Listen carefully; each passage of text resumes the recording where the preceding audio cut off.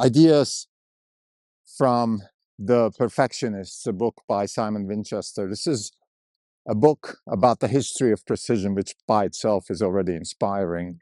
I think I'm going to actually write a book about the history of freedom inspired by this book. But this is one of those books only British people can write. It's a very peculiar, very interesting angle to the world. Similarly, maybe Charles Darwin was thinking about species and then came up with a whole explanation of nature. I think this is very similar.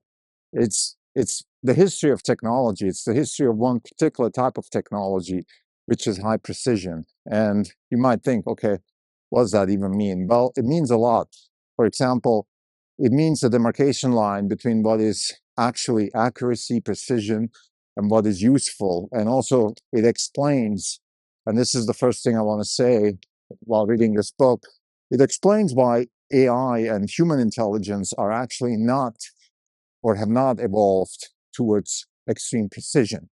It's because precision is in the eye of the beholder, or in other words, it's only as precise as you as you need it, right? Any precision beyond that is useless. So we have that same conversation now with AI.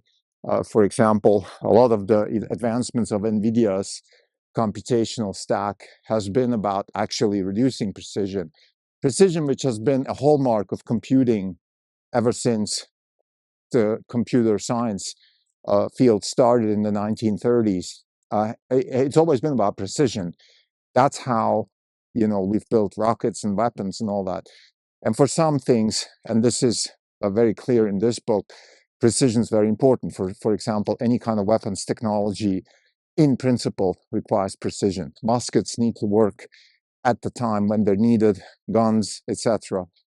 But then when we get to real-world AI, systems that interact with the real world, we all of a sudden realize that precision can even be a crutch. The Tesla full self-driving stack, for example, famously is not fully extreme precise like a Waymo stack.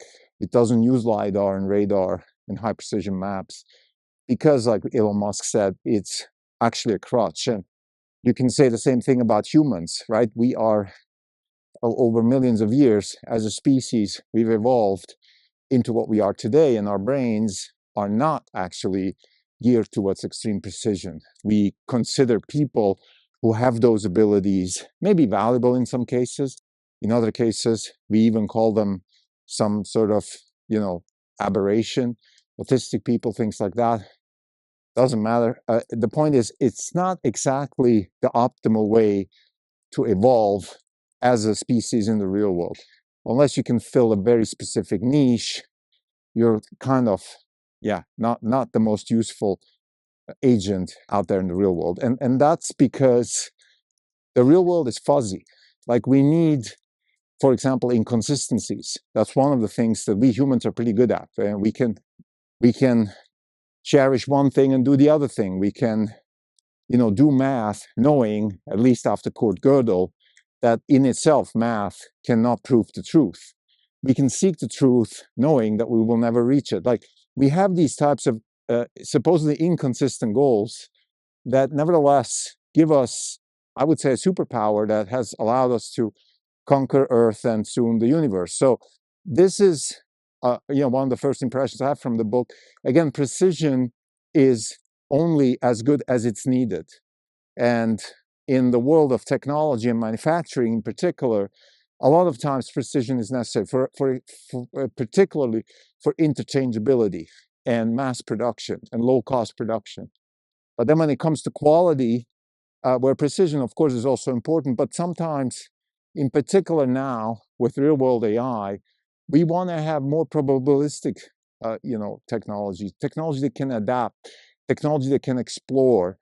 That's a big chunk of our stack, or biological intelligence stack. It's the ability to explore.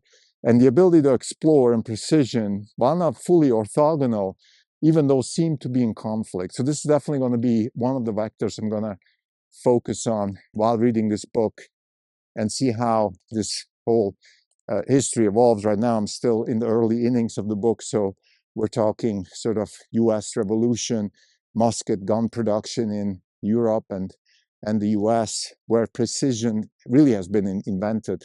Precision mass manufacturing has, of course, been invented throughout the arms industry, like many other industries. It's usually wars that drive new innovations. Unfortunately, that's how humans work. That's for another episode. But right now, again, we want to focus on the idea, why is it that sometimes we need extreme precision, while in other times we actually are okay with fuzziness? In fact, we need it because one, we need exploration, and the other also, the real world is not very precise most of the time. So full precision can be a crutch. Thank you.